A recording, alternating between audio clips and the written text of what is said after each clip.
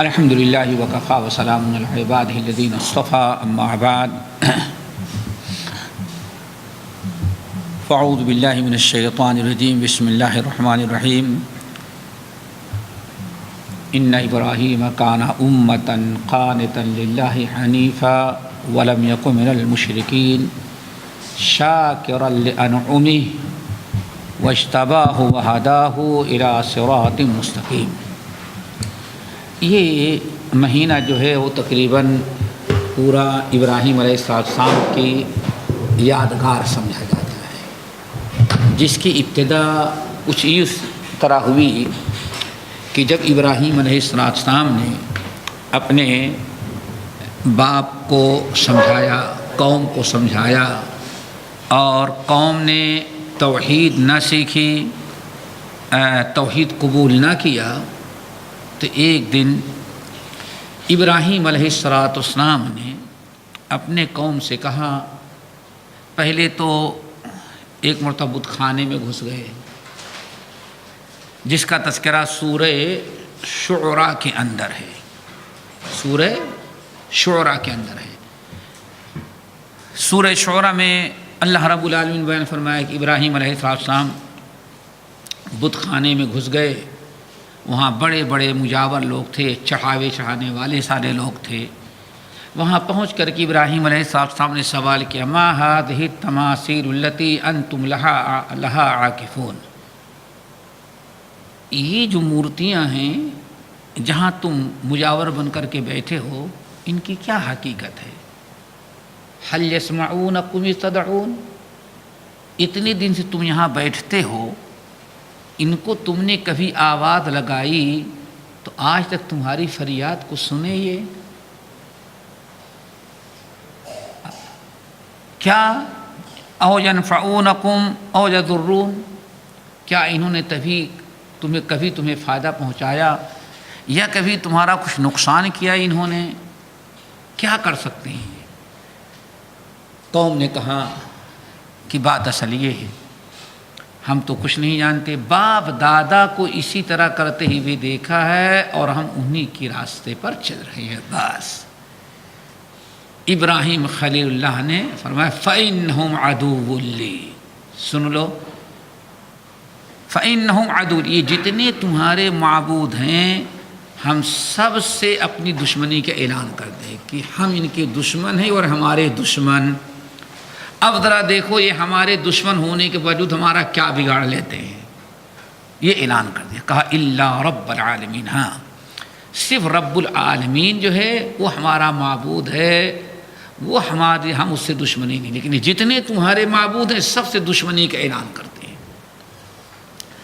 یہ اعلان کر دیا،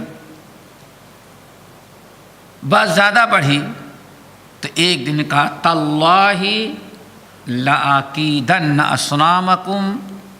أَصْنَامَكُمْ بَعْدَ أَن تُوَلُّوا مُدْبِرِينَ، سن لو ابھی سے ہم تم کو بتا دے رہے ہیں، تاللہ، ہم اللہ کی قسم کھا کے کہتے ہیں، لَأَكِيدَنَّ أَصْنَامَكُمْ، یہ تمہارے جو بت ہیں نا، ہم ان کے ساتھ کچھ زبردست چال چلیں گے، اور ایسے دن کہ تم چڑھاوے چڑھا کر کے ان کو تنہا چھوڑ کر کے باہر گئے ہوگے، یہاں تم رہو گے نہیں۔ اللہ اکبر، کھلا چیلنج، دیکھو کتنی ہمت کی بات۔ تاللہ، اور اعلان کر کے تاللہ لَأَكِيدَنَّ أَصْنَامَكُمْ، اللہ کی قسم کھا کے کہتا ہوں ضرور ایک دن تمہارے ان معبودوں کے ساتھ کوئی ہم زبردست کارروائی کریں گے، اور کوئی چھپات نہیں، ابھی بتا دیتے کارروائی جس دن میں کروں گا وہ دن کون سا ہوگا؟ تم یہاں چڑھاوے چڑھاؤ گے اور چڑھاوے چڑھا کے کہیں دوسری جگہ چلے جاؤ گے، خالی رہے گا اور ہم سب کے ساتھ زبردست کارروائی کریں گے۔ دیکھو کتنی ہمت کی چیز تھی، اعلان کرنا، بتانا۔ انتظار کر رہے تھے، ان کا کوئی سالانہ میلہ تھا جہاں سارے لوگ اکٹھا ہوتے تھے، اور جیسے کہ آج بھی ہندوؤں کے تہواروں مشرکوں کے یہاں ہے، ہر تہوار میں معبودوں کے پاس جانا اور کچھ چڑھانا۔ اللہ رب العالمین نے اس واقعے کو سورۃ انبیاء میں اور سورہ صافات میں اچھی طرح سے بیان کیا ہے تفصیل کے ساتھ۔ اتنا اعلان تاللہ لأکیدن اصنامکم بعد ان تولوا مدبرین، اللہ کی قسم کھا کے کہتا ہوں ان تمہارے بتوں کے ساتھ ہم زبردست کوئی کارروائی کریں گے، ٹھکانے لگا دیں گے سب کو۔ پہلے سے بتا دے رہا ہوں تاکہ یہ نہ کہو کہ ہم تمہیں بتائے نہیں تھے۔ اور وہ دن بھی کیسا ہوگا، یہ اکیلے ہوں گے، تم یہاں سے واپس جا چکے ہوگے۔ ابراہیم علیہ السلام انتظار میں تھے۔ جب ایک دن ان کا سالانہ میلہ آیا، عرس جس کو کہا جاتا ہے، اس میں سب لوگ جانے لگے تو ابراہیم خلیل اللہ کے پاس آئے، ابراہیم چلو تم بھی۔ فَنَظَرَ نَظْرَةً فِي النُّجُومِ فَقَالَ إِنِّي سَقِيمٌ۔ ابراہیم خلیل اللہ علیہ السلام کو آئے لوگ دعوت دیے قوم کو، چلو چلو بھائی، لیکن اللہ رب العالمین فرماتے ہیں ابراہیم خلیل اللہ آسمان کی طرف نگاہ اٹھائے اور فرمایا انی سقیم، تم لوگ جاؤ، میری طبیعت ذرا ٹھیک نہیں ہے۔ اب ان کم وقتوں کو سوچ لینا چاہیے تھا کہیں ایسا نہ ہو یہ وہی دن ہو جس دن کے چیلنج ابراہیم نے کیا ہے، وہ اس کی طرف توجہ نہ دیے، ابراہیم کو چھوڑے اور سب کے سب چلے گئے۔ جب سارے لوگ چلے گئے، اب ابراہیم خلیل اللہ اپنی کارروائی کرنے کے لیے جو چیلنج کیا تھا، سب سے پہلے بت خانے میں آئے، ہر بت کے سامنے کھانا چڑھایا گیا ہے۔ ابراہیم خلیل اللہ نے پوچھا ما لکم لا تأکلون، کیا بات ہے تم لوگ کھاتے کیوں نہیں؟ کوئی جواب نہیں، حجت قائم کر رہے تھے۔ ما لکم لا تنطقون، کیا بات ہے بات تو کرو، کیوں نہیں کھاتے؟ کیا کھائیں گے مورتی، کیا بات کریں گے؟ پھر ابراہیم علیہ السلام نے ضربہم بالیمین، اٹھایا ہتھوڑا اور اب کارروائی شروع کر دی۔ یہ ہے ابراہیم کو یہ مقام، یہ پورا کتنے سو سال ہو گئے ابراہیم کو، دنیا ہزاروں سال، کتنے 6000 سال کتنے سال ہو گئے کہتے ہیں، تقریباً 6-7 ہزار دنیا گزر گئی، لیکن آج ابراہیم خلیل اللہ کا ویسا ہی نام ہے جو 100 سال پہلے بنا ہوگا، اس کا وہ نام نہیں ہے دنیا کے اندر۔ سوچو ذرا سا، کیوں؟ کہا جاتا ہے شیخ الاسلام مولانا ثناء اللہ امرتسری رحمۃ اللہ علیہ کی قبر کو نوروں سے بھرے، وَلَا تَقُولُوا لِمَنْ يُقْتَلُ فِي سَبِيلِ اللَّهِ وَلَا تَقُولُوا لِمَنْ يُقْتَلُ فِي سَبِيلِ اللَّهِ اموات بل احیاء کی تفسیر یہی بیان کرتے ہیں، جو اللہ کے راہ میں قربانی دیتے ہیں، شہید ہوتے ہیں، مرنے سے زندگی سے زیادہ مرنے کے بعد بھی ان کا کارنامہ زندہ رہتا ہے۔ دیکھو ہزاروں سال گزر جانے کے بعد پتہ یہ نہیں چلتا کہ ابراہیم کا واقعہ اتنا پرانا ہوگا، ایسا دادا۔ ابراہیم خلیل اللہ علیہ السلام نے فوراً زبردست کارروائی کر لیا اور توڑ تاڑ کے برابر کیا۔ جب کوئی جواب نہ ملا، ایک طرف سے کارروائی کر دی، توڑا، جو سب سے بڑا تھا اس کی بھی کچھ پٹائی کی، مارا، اور بعد میں کہا جاتا ہے ہتھوڑا اسی کے کندھے پر رکھ کر کے چلے آئے۔ برادری سب سالانہ عرس میں گئی ہے۔ ابراہیم علیہ السلام آئے، دیکھو ہمت، چاہتے تو ان کے آنے کے پہلے پہلے نکل جاتے۔ یہ ایسا زمانہ تھا، نہ تو پاسپورٹ کی ضرورت تھی، نہ خروج اور دخول کی، امیگریشن تھا ہی نہیں، آسانی سے چلے گئے ہوتے، لیکن نہیں، پلٹ کر کے آئے لعلہم الیہ یرجعون، تاکہ دوبارہ پھر قوم کے لوگ آئیں پوچھیں کہ ہم نے کیوں ان کے ساتھ کیا۔ ہمت ذرا دیکھو. آئے اپنے گھر میں بیٹھ گئے. اور اس سے فارغ ہونے کے بعد واپسی میں جب لوگ بت خانے میں گئے تبرک آپ لینے کے لیے چڑھاوے چڑھا کے گئے تھے، تو دیکھا کہ سب کے ہاتھ پیر ٹوٹے ہوئے، کوئی صحیح سالم موجود نہیں ہے. اب ان میں سے کوئی بتوں سے نہیں پوچھتا کہ تمہارے ساتھ کس نے کیا. اب آپس میں چیخنے لگے من فعل ھذا بآلہتنا، میرے معبودوں کے ساتھ، میرے خداؤں کے ساتھ گستاخی کس نے کی ہے. بہت بڑا بدماش انسان ہے. دیکھو ابراہیم علیہ السلام بیٹھے ہوئے اور قوم عاجز آ کر کے، ابھی بھی قوم کا یہ دماغ نہیں کھلتا کہ آخر یہ ہم ان کو اپنی مصیبت میں پکارتے ہیں، دکھ درد میں پکارتے ہیں، کون ان سے بڑا ہے جو آیا توڑ پھوڑ کر کے برابر کر کے چلا گیا. اپنے اوپر ظلم کرنے والے کو کیوں نہیں ختم کر دیا، پکڑ لیا. من فعل ھذا بآلہتنا، میرے معبودوں کے ساتھ کس نے یہ کیا. شور مچا تو کچھ لوگوں نے کہا سمعنا فتى یذکرہم یقال لہ ابراہیم، ایک نوجوان ہے جس کا نام ابراہیم ہے، ہمیشہ وہی ان کے برا بھلا کہتا رہتا ہے کہ یہ کسی کام کے نہیں ہے، تو اسی نے یہ کیا ہوگا. فاقبلوا الیہ یزفون. رب العالمین فرماتے ہیں اتنا سنتے ہی قوم کے لوگ چاروں طرف سے ابراہیم خلیل اللہ کے گھر پر دھاوا بول دیا، پہنچ گئے. پورا ملک، پوری قوم، پورا شہر ایک طرف، ایک مرد مومن کھڑا ہے. سارے لوگ ان کے ہاں پہنچ گئے، چڑھائی کر دیا. آنے کے بعد کہتے ہیں انت فعلت ھذا بآلہتنا یا ابراہیم، ابراہیم ہمارے معبودوں کے ساتھ یہ تو نے زیادتی کی ہے. اللہ اکبر، اپنے منہ سے بھی اقرار کرنے پر مجبور ہو گئے. فاسألوہم ان کانوا ینطقون، مجھ سے کیوں پوچھتے ہو. ابراہیم خلیل اللہ نے کہا مجھ سے کیوں پوچھتے، ان سے پوچھو، اگر وہ سچے ہیں بات کرتے ہیں تو بتائیں گے. ایسی دعوت، ایسی تبلیغ، بتوں کو توڑ دیا اور پورا ملک ان کا دشمن، امیر غریب بادشاہ مرد عورت سب، لیکن نہ بھاگے نہ بات چھپائے. گفتگو وہ کیے کہ ان کے بات سمجھ میں آئے.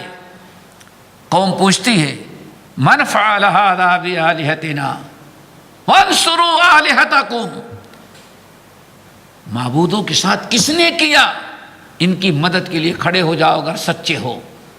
لوگوں نے کہا ایک نوجوان ابراہیم، اسی نے کیا ہوگا. ابراہیم خلیل اللہ کے پاس آئے. ابراہیم علیہ السلام نے کہا، انہوں نے پوچھا انت فعلت ھذا بآلہتنا یا ابراہیم، ابراہیم یہ گستاخی تم نے کیا، یہ ذاتی میرے معبودوں کے ساتھ تم نے کیا. ابراہیم خلیل اللہ نے کہا فَاسْأَلُوهُمْ بَلْ فَعَلَهُ كَبِيرُهُمْ، میں نے تو نہیں کیا بلکہ ان کے سب سے بڑے نے کیا. کیوں؟ ہوشیار دعوت کا اسلوب طرح دیکھیں. کہا جاتا ہے ہتھوڑا اسی کے کندھے پر رکھے جو سب سے بڑا تھا.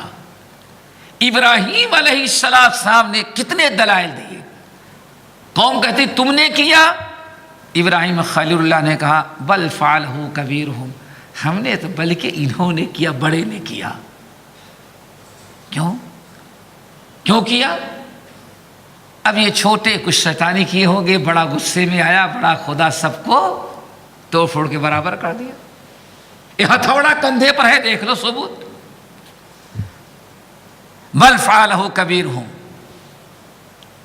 نمبر 2 فاسألوہم ان کانوا ینطقون، مجھ سے کیوں پوچھتے ہو. پہلے مظلوم سے پوچھا جاتا ہے کہ تمہارے ساتھ کس نے یہ کیا. ہم سے کیوں پوچھتے ہو، ان سے پوچھو، جن کے ہاتھ پیر ٹوٹے ہوئے ان سے پوچھو کہ کس نے تمہارے ساتھ یہ کیا، اس کو پکڑو. اللہ، دیکھا آپ نے وہاں رہ کر کے قوم کو کس طرح سے پکڑا۔ اب ایسی دلیل تھی اور ایسا جملہ تھا، بل فعلہ کبیرہم فاسألوہم ان کانوا ینطقون، ہم سے نہ، ان سے خود پوچھو، یہ بات کرتے ہیں تمہیں بتا دیں گے کس نے کیا ہے، اور میں تو کہتا ہوں ان کے بڑے نے کیا ہے۔ اللہ اکبر۔ اللہ تعالیٰ فرماتے سارے کافروں کے، اس کو کہا جاتا ہے حجت اور دلیل، اس کو کہا جاتا ہے حق ہمیشہ غالب، حق کے سامنے باطل کبھی چل نہیں سکتا۔ حکومت ان کی ہے، فوج ان کی ہے، طاقت ان کے پاس ہے، ایک نہتھا نبی اکیلا ڈٹا ہوا ہے۔ ان سے پوچھو کہ ان کے ساتھ کس نے کیا، مجھ سے نہ پوچھو۔ اللہ تعالیٰ فرماتے ہیں سب کے سر جھک گئے، مارے شرم کے، شکست کھا گئے، سب کی سر جھکے ہوئے، شرمندہ۔ کیا جواب دیں؟ اس نے ایسا سوال کیا ابراہیم نے، اس کا تو کوئی جواب ہی نہیں ہے۔ شرمندہ ہو کر کے پھر سر اٹھایا۔ ابراہیم تم تو عقل مند ہو، تم جانتے ہو کہ یہ بات نہیں کر پاتے۔ دیکھا آپ نے اپنی منہ سے، یعنی ظالموں کے زبان سے ابراہیم علیہ السلام نے اقرار کروا لیا۔ ابراہیم تم تو عقل مند ہو، جانتے ہو کہ یہ بات کرنے کی طاقت نہیں رکھتے۔ اب ابراہیم خلیل اللہ علیہ السلام نے کہا اف لکم، تمہاری بھی بربادی اور تمہارے معبودوں کی بربادی۔ ایسے لوگوں کو پوجتے ہو اللہ کو چھوڑ کر کے، جو نہ بات کر سکتے ہیں، نہ اپنے اوپر ظلم کرنے والے کو کا نام بتا سکتے ہیں، نہ سنتے ہیں، کس کام کے ہیں یہ؟ قوم واپس گئی اور اعلان کیا کہ اس نے بڑا ظلم کیا اپنے معبودوں کے ساتھ۔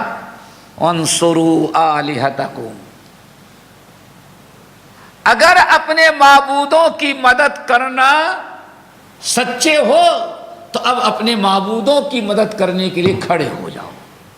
ایک ابراہیم کے مقابلے میں سارا ملک ابراہیم علیہ السلام کے شر سے اور ان کی نگاہ میں اب بچانے کے لیے، اپنے معبودوں کی عبادت کے لیے پورا ملک۔ نمرود کی حکومت تھی۔ آخرکار بات یہ آئی، بات یہاں تک پہنچی کہ بادشاہ کو پتہ چلا، تو بادشاہ نے بھی کہا کہ چلو اب اس کو گرفتار کرو۔ گرفتار کیے گئے۔ اللہ اکبر۔ توحید کا اقرار، توحید پر ڈٹے ہوئے، لکڑی اکٹھا کی گئی۔ جب لکڑی اکٹھا کرنے کے بعد جلایا گیا، بڑی خطرناک آگ، اس کے اندر ابراہیم خلیل اللہ کو ڈال دیا گیا۔ نہ فرار ہوئے، نہ راہ فرار اختیار کی، نہ چھپے، حسبی اللہ پڑھتے ہوئے آگ میں ڈال دیے گئے۔ اللہ رب العالمین نے آگ سے ان کو بچا لیا۔ قلنا یا نار کونی بردا وسلاما علی ابراہیم۔ اب ایک نیا دور شروع ہوا۔ ابراہیم علیہ السلام کو اللہ تعالیٰ نے حکم دے کہ اب ہجرت کر جائیں۔ ابراہیم خلیل اللہ اپنے شہر سے نکلے، وقال انی ذاہب الی ربی سیہدین، نکل گئے اور کہا میں اب وطن چھوڑ کر کے جا رہا ہوں۔ اب ہجرت کا دور آیا، ہجرت کا سلسلہ شروع ہوا۔ ابراہیم علیہ السلام نے نکلتے ہوئے اعلان کیا انی ذاہب الی ربی سیہدین، میرا رب ہماری رہنمائی کرے گا، اور دعا مانگی رب ہب لی من الصالحین، اللہ ایک نیک صالح اولاد عطا کر دے۔ ہجرت کر کے شام پہنچے۔ جب عراق سے شام کی طرف جا رہے تھے تو راستے میں مصر کی حدود پڑتی تھی۔ مصر کے حدود میں جیسے داخل ہوئے، وہاں ایک اور آزمائش آئی۔ حضرت سارہ علیہ السلام ان کے ساتھ تھیں، ان کی بیوی۔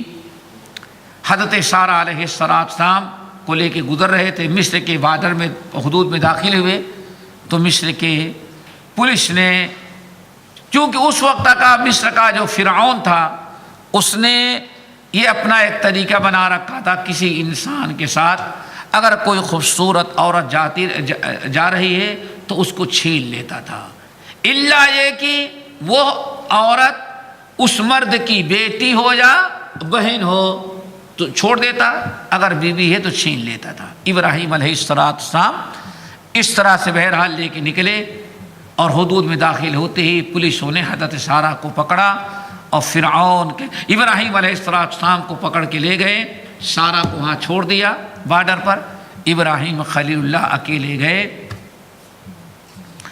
اور جانے کے بعد بادشاہ نے پوچھا من معکا، تمہارے ساتھ کون ہے، تم کون ہو؟ کہا میں ابراہیم ہوں، میں ہجرت کر کے شام جانا چاہتا ہوں۔ کہا کہ تمہارے ساتھ کون ہے؟ کہا اختی، میری بہن، میری بہن۔ ابراہیم علیہ السلام کو معلوم تھا اس کا قانون، کہا یہ میری بہن ہے۔ ابراہیم علیہ السلام کو واپس لوٹایا اور فرعون نے پولیس کو کہا اس کو لے جا کر کے واپس لوٹاؤ، اس کے ساتھ جو عورت ہے اس کو پکڑ کے لاؤ تاکہ پوچھ لے کہ وہ کون ہے۔ ابراہیم علیہ السلام آئے اور کہا کہ سارہ دیکھو، فرعون نے ہم سے جب پوچھا تمہارا رشتہ کیا ہے تو میں نے کہا تم ہماری بہن ہو، اور میں نے اس لیے کہا کہ اس سرزمین میں ہمارے اور تمہارے علاوہ کوئی مومن نہیں ہے، اور اللہ نے سارے مومنوں کو آپس میں بھائی بہن بنایا۔ یہ زمانہ لفظ تھا، یہ استعمال کیا۔ تم سے جب پوچھے گا تو نہیں کہہ دینا کہ میں بیوی ہوں، تم بھی کہہ دینا کہ ہم بھائی بہن، جس نیت سے ہم نے بھائی بہن اپنے آپ کو سمجھ، تم بھی یہ ثابت کر دینا۔ حضرت سارہ علیہ السلام کو پکڑ کے لے گئے، فرعون کی نیت خراب ہوئی، 3 مرتبہ ہاتھ ڈالنا چاہا لیکن حضرت سارہ نے بد دعا کی اور کم وقت وہیں پریشان ہو کے رہ گیا، 3 مرتبہ زمین پر گرا، آخر میں عاجز آ کر کے وہ اتنا ڈر گیا کہ نہیں یہ کوئی انسان نہیں، کوئی جنیہ ہے، اگر اس کے ساتھ کوئی بدتمیزی کی تو یہ جنیہ ہم پر سوار ہو جائے گا تو ہمارا پورا ساری ہمیں تباہ برباد کر دے گی۔ اس لیے پولیسوں کو کہا پکڑ کے لانے والوں کو، نالائقوں، میں نے تم سے عورت پکڑ کے لانے گیا، تم جنیاں لے کر کے آئے، یہ تو ہمارے لیے مصیبت کھڑی ہو گئی۔ وَأَخْدَمَهَا حَاجَرَةً، اور حاجرہ جو اس کے محل میں تھی اس کو حضرت سارہ کی خدمت کے لیے دے دیا۔ اللہ اکبر۔ ادھر ابراہیم علیہ السلام پلٹ کر کے حضرت سارہ گئیں تو ابراہیم علیہ السلام نماز پڑھ رہے تھے۔ یا ایھا الذین آمنوا استعینوا بالصبر والصلاۃ، بغیر نماز کے اللہ تعالیٰ کیا مدد کرے گا۔ ابراہیم علیہ السلام نماز پڑھ رہے تھے، حضرت سارہ آئی تو حضرت حاجرہ کو لے کر کے پوری کہانی انہوں نے سنایا اور ہجرت کر کے چلے آئے شام۔ اب شام آ جانے کے بعد ابراہیم علیہ السلام جو بتانا چاہتا تھا کہ آخر پوری دنیا میں اتنے سالوں گزر گئے، ابراہیم علیہ السلام خاص طور سے ذی الحجہ کا مہینہ لگا تو حج کے ایام تک، پہلے ذی الحجہ سے لے کر کے جب تک حج ختم نہ ہو جائے، سارا تذکرہ دنیا میں سب سے زیادہ کس کا ہوتا ہے؟ ابراہیم علیہ السلام۔ اس کی وجہ کیا ہے؟ جب آئے اللہ رب العالمین نے چونکہ ہجرت کرتے ہوئے کیا دعا مانگی تھی؟ رب ہب لی من الصالحین۔ حضرت حاجرہ سے اللہ تعالیٰ نے انہیں ایک بیٹا عطا کیا جس کا نام اسماعیل تھا۔ اسماعیل علیہ السلام کچھ تھوڑے ہی سے بڑے ہوئے، ابھی شیر خواہ دودھ پیتے ہی بچے تھے، اللہ رب العالمین کا حکم ہوا، اللہ یہ دیکھو یہی ہے ملت ابراہیمی۔ ابراہیم علیہ السلام کو حکم ہوا کہ ابراہیم اپنے اس شیر خوار اکلوتے بیٹے اور ان کی ماں ہاجرہ کو مکے میں لے جا کر کے بساؤ۔ اب اللہ تعالیٰ کو کام لینا تھا کہ خانہ کعبہ کی دوبارہ تعمیر ہو اور دوبارہ پھر حج کا سلسلہ قیامت تک کے لیے جاری کیا جائے۔ حضرت ابراہیم علیہ السلام اپنے بیٹے اسماعیل، شیر خوار بچے اسماعیل کو لیا، حضرت حاجرہ کو لیا، ایک مشک پانی لیا اور ایک تھیلا کھجور لیا اور سب لے کر کے مکہ مکرمہ آئے. اور یہ جہاں آب زمزم ہے اسی جگہ وادی میں بہت ایک گہری زمین تھی اس زمانے میں، وادی میں آ کر کے رکھ دیا. ہاتھ پانی رکھا، کھجور رکھا اور اپنی بیوی اور اپنے بیٹے اسماعیل کو رکھا. اس طرح سے دونوں وہاں رہتے، بسا دیا. ابراہیم علیہ السلام اب واپس، اللہ تعالیٰ کا حکم، کتنی بڑی آزمائش. وَإِذِ ابْتَلَىٰ إِبْرَاهِيمَ رَبُّهُ بِكَلِمَاتٍ، یہ کتنی بڑی آزمائش. جہاں نہ رہنے کا مکان ہو، نہ پینے کا پانی ہو، نہ کھانے کے لیے کوئی انتظام ہو، جہاں کوئی پیداوار نہ ہو رہی ہو، سائے کے لیے درخت بھی نہ ہو، ایسے خطرناک جگہ میں جہاں کوئی انسان ہی نہ آباد ہو، اللہ تعالیٰ کا حکم ہوا اپنے بیٹے اور بیوی، اپنے بیٹے اسماعیل اور بیوی ہاجرہ کو ہی بسا دو اور واپس ہو جاؤ. رہنے کی بھی اجازت نہیں کہ وہاں رہو، یہیں چھوڑو، تم شام جاؤ. ابراہیم علیہ السلام بیوی سے کچھ نہیں بتائے، شاید بیوی صبر نہ کر سکے. اٹھے اور شام کی طرف روانہ ہوئے. حضرت ہاجرہ کو کچھ شک پڑا، کہاں چلے جا رہے ہیں؟ آدمی تو پہلے سوچتا ہے کہیں قضاء حاجت کے لیے جاتے، لیکن وہ چلے ہی جا رہے ہیں. حضرت ہاجرہ کو کچھ شک ہوا کہ شاید گھریلو زندگی سے تنگ آ کر کے ابراہیم خلیل اللہ ہمیں اور ہمارے بچے کو یہاں آباد کر کے چھوڑ کے جانا چاہتے ہیں. حضرت ہاجرہ کو جب شک ہوا تو بڑی تیزی کے ساتھ دوڑی.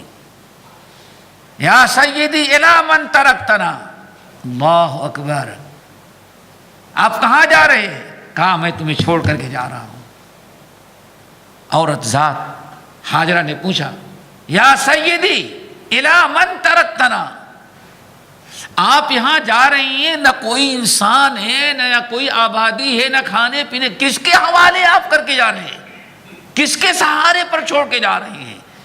ابراہیم علیہ السلام کچھ نہیں جواب دیتے اور آگے بڑھے. جب 3 مرتبہ حضرت ہاجرہ نے پوچھا، الی من ترکتنا، آپ کیسے ہمیں یہاں چھوڑ کر کے جا رہی ہیں؟ تیسری مرتبہ کہا، الی ربنا، ہاجرہ میں تم کو تمہارے بیٹے کو اپنے رب کے حوالے کر کے جا رہا ہوں. یہ ایمان، یہ توکل تھا. جیسے ابراہیم خلیل اللہ نے کہا الی ربنا، اپنے رب کی طرف، بے سہارا نہیں، اپنے رب کی طرف تم کو رب کے حوالے کر کے جا رہا ہوں. حضرت ہاجرہ نے راستہ چھوڑا اور جو جملہ استعمال کیا وہ بڑا عبرتناک، کہا اذا لن یضیعنا ربنا، آپ خوشی سے جائیں، میں واپس جا کے بیٹے کے ساتھ بیٹھتی ہوں. آپ ہمارے رب کے حوالے ہمیں کر کے جا رہے ہیں تو یاد رکھنا، ہمیں یقین ہے کہ ہمارا رب ہمیں اور ہمارے بیٹے کو ضائع نہیں کرے گا. یہ ایمان اور یقین ہے، اللہ کی ذات پر توکل ہے. یہی ایمان آج ہمیں، اسی ایمان کی آج کمی ہے. اذا لا یضیعنا ربنا. ابراہیم خلیل اللہ واپس ہوئے. بعد لوگوں نے کہا کہ اولاد کے سامنے، بیوی کو سامنے جب تک میدان میں نظر آتے کھڑے ہو کر کے دعا بھی نہیں مانگ، کہیں ایسا نہ ہو محبت غالب آ جائے. جب پہاڑی علاقے میں پہنچے، پہاڑوں کے آڑ میں ہو گئے، پھر ابراہیم نے اپنی مشہور دعا مانگی، ربنا انی اسکنت من ذریتی، سورہ ابراہیم کی آیت، انی اسکنت من ذریتی بواد غیر ذی زرع عند بیتک المحرم ربنا لیقیموا الصلاۃ فاجعل افئدۃ من الناس تہوی الیہم. پوری دعا مانگی، اللہ میں اپنے بیٹے اور اپنی بیوی کو یہ تیرے گھر کے قریب بالکل بسا کے جا رہا ہوں. اللہ نہ یہاں کھیتی ہے، نہ باغات ہیں، نہ کھانے پینے کے نظام ہے. اللہ تیرے حکم کے مطابق آباد کر رہا ہوں تاکہ یہاں رہ کے نماز پڑھیں، اور اللہ میری اولاد کے کھانے کا انتظام کر دینا. اللہ دیکھو وَارْزُقْهُم مِّنَ الثَّمَرَاتِ، اللہ کھانے پینے کا انتظام۔ یہ پتہ چل گیا کہ توکل یہ نہیں کہ اللہ کے، بلکہ اللہ تعالیٰ سے دعا بھی مانگی جائے۔ ابراہیم خلیل اللہ واپس آ گئے، اس طرح سے ملنے کے لیے جاتے رہے۔ اب ایک عرصے کے بعد جب ابراہیم خلیل اللہ کچھ بڑے ہوئے، اب پتہ چلا کہ اللہ نے کیوں حکم دیا تھا مکے میں جا کر کے ان کو آباد کرو، بوادٍ غیر ذی زرع میں بیٹے اور بیوی کو بساؤ۔ یہ نصیب تھا حضرت ہاجرہ و اسماعیل کا۔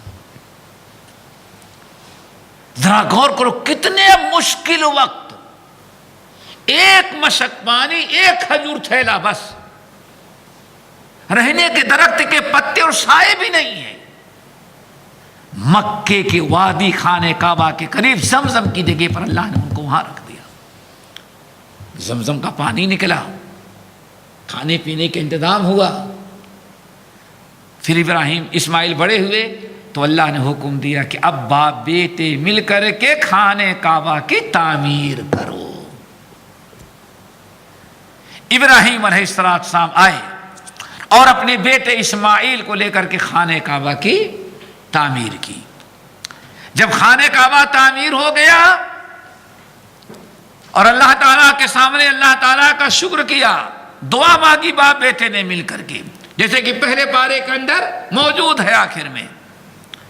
پھر اللہ نے حکم دیا، اے ابراہیم خانے کعبہ تعمیر، اب لوگوں میں حج کا اعلان کر دو۔ اعلان کیا گیا، اور پھر خانے کعبہ ایک زمانے سے جو ختم ہو چکا تھا، صرف بنیادیں باقی تھی، دوبارہ خانے کعبہ کی تعمیر ہوئی اور حج کا اعلان ہوا۔ وَأَذِّنْ فِي النَّاسِ بِالْحَجِّ، سورہ حج کی آیت۔ اے ابراہیم اللہ اکبر، وَأَذِّنْ فِي النَّاسِ بِالْحَجِّ، اور اب اعلان کر دو لوگوں میں حج کا۔ ابراہیم خلیل اللہ نے اعلان کر دیا۔ اس وقت سے دوبارہ دنیا کی اتوک من کل فج یاتینا من کل فج عمیق، ہر تنگ کشادہ پہاڑی زمینی ہر قسم کے راستے طے کر کے لوگ حج کے لیے پہنچتے رہیں گے۔ الحمدللہ حج کا سلسلہ شروع ہوا۔ اسی اثنا میں جب حج کا سلسلہ شروع ہو گیا، اب ایک اور آزمائش، ابراہیم خلیل اللہ کا حکم ہو رہا ہے اپنے بیٹے کو ذبح کرو۔ ابراہیم خلیل اللہ ذبح کرنے کے لیے وہ تیار ہو گئے۔ ساری آزمائش ہی آزمائش، ذبح کرنے کے لیے تیار ہو گئے، اور اللہ رب العالمین نے جنت سے ایک دمبا بھیجا، وہ ذبح ہوا، اور اس اسماعیل علیہ السلام کو زندہ رکھا اللہ رب العالمین نے۔ اس طرح سے قربانی کا سلسلہ، حج کا سلسلہ، عمرے کا سلسلہ، یہ آج تک جو قائم ہے، یہ سارے کارنامے کس کے ہیں؟ حضرت ابراہیم خلیل اللہ کے۔ تو ابراہیم علیہ السلام یہ جو ایام چل رہے ہیں، ابراہیم علیہ السلام کی یادگار اس میں ہے، ان کی قربانیوں کا نتیجہ ہے۔ اسی لیے نبی علیہ السلام نے ارشاد فرمایا کفو علی مشاعرکم فإنکم علی ارث من ارث ابراہیم علیہ السلام، او کما قال علیہ السلام، اے لوگو یہ جتنے حج کے ارکان تم ادا کر رہے ہو، یہ تمہارے باپ ابراہیم کی وراثت ہے جو اللہ نے تم کو عطا کیا ہے۔ تو یہ وراثت جو چلی آ رہی ہے اس وقت سے، میرے بھائیو، یہ ابراہیم علیہ السلام قربانی ان کی یادگار ہے، حج ان کی یادگار ہے، عمرہ ان کی یادگار ہے، خانے کعبہ جو آج نظر آ رہا ہے یہ ان کا تعمیر کیا ہوا، ان کی بنا ان کی کھڑی کی ہوئی ایک عمارت ہے۔ یہ ساری چیزیں ابراہیم علیہ السلام کو اللہ رب العالمین نے اپنے فضل و کرم سے ان سے کروایا، اور آج تک قائم ہے، اور آئندہ قیامت تک انشاءاللہ یہ قائم رہے گا۔ اسی لیے نبی علیہ السلام نے فرمایا جب یہ خانے کعبہ ڈھا دیا گیا تو سمجھو اب قیامت آ گئی۔ اس خانہ کعبہ کو قیاما للناس اللہ نے بیان فرمایا ہے، جب تک خانہ کعبہ ہے تبھی تک یہ دنیا موجود ہے۔ جس دن خانہ کعبہ ختم ہوا سمجھا جاؤ کہ ہاں دنیا بھی ختم ہو گئی۔ تو اللہ تعالیٰ سے دعا کرو اللہ تعالیٰ ہم سب لوگوں کو یہ ملت ابراہیمی اپنانے کی توفیق نصیب فرمائے۔ یہ پورا ذی الحجہ ہے، یہ حج کے ایام وغیرہ یہ سب ابراہیم علیہ السلام کی یادگار ان کی سنت ہے۔ اللہ تعالیٰ ہمیں ان سنت کو زندہ رکھنے کی توفیق نصیب فرمائے۔ ہمارے کسی بھائی نے 2 سوال کیا ہے۔ پہلا سوال ہے جو مر جاتے ہیں ان کے نام سے قرآن بخشنا ہے یا نہیں؟ بھائی قرآن خوانی سمجھ لو۔ دیکھو اہل علم نقل کرتے ہیں کہ اس امت پر تقریباً 700 سال 700 یا 750 سال تقریباً گزرے ہیں کہ کہیں قرآن خوانی کا اور قرآن پڑھ کے بخشنے کا کوئی رواج امت میں نہیں تھا۔ یہ شروع ہوا تو کتنے سال کے بعد؟ 750 سال کے بعد۔ تو میرے بھائی قرآن بھی موجود تھا اور لوگ مرتے بھی تھے۔ اس وقت کے اولاد بھی اپنے ماں باپ کی زیادہ وفادار تھی، لیکن کبھی یہ سلسلہ نہیں چلا۔ بلکہ بڑی عجیب سے بات لوگ نقل کرتے ہیں، سوچو کہ امام ابو حنیفہ رحمۃ اللہ علیہ کی ماں کا انتقال ہوا تو نہ قرآن خوانی کی نتیجہ کیا، نہ 40واں کیا، نہ برسی منائی، کچھ ہوا ہی نہیں۔ تو جو چیز اس وقت دین نہیں تھی وہ کیسے دین ہو سکتی ہے؟ تو ہمیں اس سے اجتناب کرنا چاہیے، بچنا چاہیے۔ لیکن اب یہ قرآن خوانی پہلے تو مردوں کے بخشنے سے شروع ہوئی، نیت بہت اچھی تھی، ایصال ثواب، لیکن وہ چلتے چلتے کہاں تک پہنچ گئی؟ کہاں تک پہنچ گئی؟ اللہ اکبر۔ اب آج کہیں جانوروں پر کوئی بیماری آئی ہے تب بھی کہا جاتا ہے قرآن پڑھو تاکہ بیماری دور ہو جائے۔ آج سے تقریباً مجھے یاد پڑتا ہے کہ تقریباً 25 سال قبل ملتان میں کوئی جانوروں کی بیماری، جانور بہت مر رہے تھے، تو وہاں ایک گیٹ بنایا گیا تھا اور گیٹ پر قرآن لٹکایا گیا اور قرآن پڑھ کر کے پھونک مارا گیا تھا، اور یہ کہا گیا کہ سارے گاؤں کو شہر کے لوگ اپنے جانوروں کو ادھر سے گزار دیں تاکہ بیماری ان کو نہ لگے۔ پھر قرآن خوانی چلو بات صرف 750 کے بعد شروع بھی ہوا تھا قرآن بخشنے کا سلسلہ، تو کس کا؟ قرآن پڑھتا آدمی کہتا اللہ یہ ثواب میرے فلاں مرحوم کو دے دے۔ اب یہ چلتے چلتے آج دیکھیں سال میں ایک مرتبہ دکان پر قرآن خوانی، گھر میں قرآن خوانی، یہاں تک کہ اندرا گاندھی کا انتقال ہوا جب بھی قرآن خوانی کے کچھ لوگ جانتے ہوں گے، آج تک شاید ویڈیو بھی موجود ہے۔ وہ تو بہت بڑی، میرے خیال سے 84 میں گئی ہے جہنم میں۔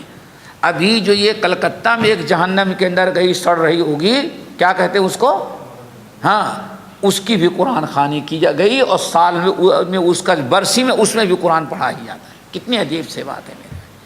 تو ایک چیز جو غلط ہوتی، جو کتاب سنت سے نہ ہو، وہ ایجاد ہوتی ہے تو وہ آگے بڑھتی جاتی ہے، بڑھتی جاتی ہے، بڑھتی جاتی ہے، اور اتنا بڑھ جاتی ہے کہ اللہ اکبر۔ اب ایسے ایسے واقعات آج سے تقریباً 7 سال قبل میرا خیال ہے بامبے میں میں پہنچا تو وہاں پیپر میں آیا تھا قرآن خوانی کا نیو ماڈل طریقہ، قرآن بخشنے اور پڑھنے قرآن خوانی کا نیا ماڈل۔ وہ کیا تھا، کوئی یتیم خانہ ہے مرگی محلے میں، وہاں سے طلبہ لائے گئے قرآن خوانی کے لیے۔ مکان چھوٹا تھا اور مکان میں ایک ہی کمرے کے گھر، تو اس گھر کے مالک نے اپنی بیوی کو کسی اور کے یہاں پہنچا دیا تھا، ہوٹل میں کھانا بول دیا تھا اور لا کر کے بیٹھایا۔ 2 کمرے کے گھر ہی نہیں تھے بیچارے کے پاس۔ اب لا کر کے بیٹھایا، قرآن مولوی صاحب آئے اور یتیم بچے آئے قرآن پڑھنے کے لیے۔ اس نے سب کو ایک ایک قرآن پکڑایا اور روڈ کراس کر کے چائے اور بسکٹ لانے کے لیے گیا تاکہ ان کی اضافت کر دے، قرآن خوانی کریں۔ وہ پیپر میں دیا تھا، وہ آدمی کہتا ہے اللہ کی قسم میں پلٹ کر کے آیا تو مولوی صاحب کہے کہاں بیٹھا کے چلے گئے تھے، کس کے نام بخشنا ہے؟ کہا ابھی تو آپ لوگوں نے پڑھا ہی نہیں، چائے اور پانی کا انتظام کر رہا تھا۔ کہاں ختم ہو گیا، ہم نے ختم ہے، ہمارے جانے کا انتظام کرو، ہم نے تو قرآن خوانی کر دی۔ کہا ہم بڑے پریشان کہ آخر ابھی تو شروع بھی نہیں کیا، روڈ کراس کر کے گیا، 5 منٹ میں آیا، کیسے 30 پارے ختم ہو گئے؟ تو بڑا مزید ہوا۔ تو مولوی صاحب نے کہا کہ بات اصل یہ ہے، یہ قرآن خوانی کا نیا طریقہ ہے۔ اللہ کا جس نے 3 مرتبہ قل هو اللہ احد پڑھ لیا، اس نے قرآن دیکھا کس طرح سے، یہ تو میرے سامنے کی بات ہے۔ تو بھائی یہ اللہ آپ کو خیر دے میرے بھائیو، قرآن خوانی نہ کروانا ہے نہ بخشوانا ہے، بس ایک چیز یاد رکھیے گا، نیک اولاد جو کچھ اپنے ماں باپ کے حق میں، نیک اولاد جو کچھ بھی نیک عمل کرتی ہے، اللہ تعالی نیک عمل انسان جو کچھ کرتا ہے بغیر کہے ہوئے، اللہ تعالیٰ آٹومیٹک اس کا ثواب کس کو دے دیتے ہیں؟ اولاد کو بھی دیتے ہیں اور ساتھ ساتھ میں ماں باپ کو دیتے ہیں۔ کیوں؟ اس لائق اگر بنایا ہے تو آپ کو اللہ کے بعد سب سے زیادہ جس نے محنت کی ہے آپ کے ماں باپ نے کی ہے، تو اس سے بچا جائے۔ السلام علیکم۔ کل انشاءاللہ یوم عرفہ کا دن ہے، ہم سب کو بہت عبادت کرنی چاہیے، خاص کر عصر سے مغرب تک۔ بھائی چلو اچھا کیا کسی نے یاد دلا دیا۔ کل دیکھیں یہ پورے عشرے میں اولاً تو پہلے سنا ہے آپ لوگوں نے کہ اللہ کے رسول نے فرمایا خیر ایامکم، سب سے افضل دن جو ہیں تمہارے زندگی میں کون ہے؟ ذی الحج کا پہلا عشرہ، ذی الحج کا پہلا عشرہ، اور اس عشرے میں سب سے افضل دن جو ہیں وہ یوم عرفہ اور یوم النحر، اور ان دونوں میں سب سے افضل دن کون ہے؟ یوم النحر۔ یوم عرفہ جو ہے کل یہ ہے، اور غالباً اسی لیے چونکہ سحر کرنی ہے، بہت سارے لوگ آج درس میں نہیں آئے ہیں۔ سب سے پہلی چیز تو روزہ رکھنا ہے۔ روزہ یوم عرفہ کا، اس میں کئی اشکالات لوگوں نے کی۔ ایک تو یہ کہ کل تو جمعہ ہے اور حدیث میں آیا ہے جمعے کا روزہ منع ہے، تو اصل میں نفلی عام نفلی روزہ جمعے کو نہ رکھا، یا جمعے کو رکھنا ہے تو ایک دن اور ملا لیں، جمعرات و جمعہ رکھیں یا جمعہ اور ہفتہ رکھیں، یہ ہے۔ لیکن یہ جو کل یوم عرفہ کا روزہ آ رہا ہے، تو کل جو ہم جمعے کو روزہ رکھیں گے یوم عرفہ کی وجہ سے رکھیں گے، جمعہ کی وجہ سے نہیں۔ اگر آج یوم عرفہ ہوتا تو آج ہی رکھے ہوتے۔ اب یوم عرفہ ہمیں دیکھنا ہے، وہ چاہے جس دن ہفتے میں جس دن بھی آ جائے گا اسے ہمیں روزہ رکھنا ہے عرفہ کی نیت سے، تو یہ خاص روزہ ہے، اس لیے جمعے کو رکھنے میں کوئی حرج نہیں۔ نمبر 2، یوم عرفہ کے بارے میں ایک بڑی غلط فہمی یہ بھی کچھ لوگوں کا ہے، وہ سوچتے ہیں کہ یوم عرفہ کا روزہ اکیلے نہیں رکھنا چاہیے بلکہ 2 رکھنا چاہیے۔ تو بات اصل ہے کہ دو روزہ جو رکھنا ہے یوم عرفہ نہیں بلکہ وہ کیا ہے؟ یوم عاشوراء، 10ویں محرم کا روزہ جو رکھیں تو بہتر ہے کہ 9 اور 10 رکھیں یا 10 اور 11 رکھیں، چونکہ نبی علیہ السلام نے ارشاد فرمایا کہ یہودی بھی ایک ہی روزہ رکھتے ہیں عاشورے کا اور ہم بھی رکھتے ہیں، جس سے مشابہت ہو جاتی ہے، اس لیے ہم 2 روزہ رکھیں گے، 9 اور 10 یا 10 اور 11، تاکہ یہودیوں کی مخالفت ہو جائے، تو وہاں 2 روزہ۔ لیکن یوم عرفہ جو ہے وہ ایک ہی روزہ آپ رکھیں گے تو کوئی مذاکرہ، کوئی حرج نہیں۔ ویسے تو جتنا بھی چاہتے عشرے ذی الحج میں آپ روزہ رکھ لیں، کوئی حرج نہیں، لیکن اگر ایک روزہ اکیلے بھی یوم عرفہ کا رکھ لیں گے تو کوئی مذاکرہ، کوئی حرج نہیں ہے۔ پھر چونکہ یہ مقدس دن ہے، بابرکت دن ہے، تو روزے کے علاوہ بھی حتی الامکان کوشش کریں دعا میں، ذکر اذکار میں، توبہ استغفار میں، تلاوت قرآن میں اپنے وقت کو زیادہ صرف کریں، کھیل کود، لہو و لعب، سونے جاگنے، کھانے پینے، بات چیت میں اپنا وقت ضائع نہ کریں، بلکہ کوشش یہ کریں کہ پورا دن جو ہے عبادت الہی میں گزر جائے۔ اگر بیٹھ کر کے نہیں تو چلتے پھرتے بھی ذکر اذکار کرتے رہے تو انشاءاللہ وہ روزہ عبادت ہو ہی جاتی ہے، ذکر ہو جاتا ہے۔ ایک سوال اور ہے، نماز چھوٹ جاتی ہے تو اس کا کیا حکم ہے؟ زندگی میں قضاء نماز یعنی قضاء عمری۔ دیکھیں، نماز 3 وجہ سے آدمی کی چھوٹتی ہے۔ نمبر 1 قصدن نماز چھوڑتا ہے، لاپرواہی۔ نمبر 2 سو جاتا ہے۔ نمبر 3 بھول جاتا ہے۔ یہ 3 وجہ سے آدمی کی نماز رہ جاتی ہے، تو تینوں کا الگ حکم ہے۔ سب سے پہلا، جو انسان نماز لاپرواہی سے قصدن چھوڑ دیتا ہے، لاپرواہی کرتا ہے، نماز نہیں پڑھتا، جانتے بوجھتے ترک کر رہا ہے، تو اس کے متعلق تو نبی علیہ السلام کا فیصلہ یہ ہے، من ترک الصلاۃ متعمدا فقد کفر۔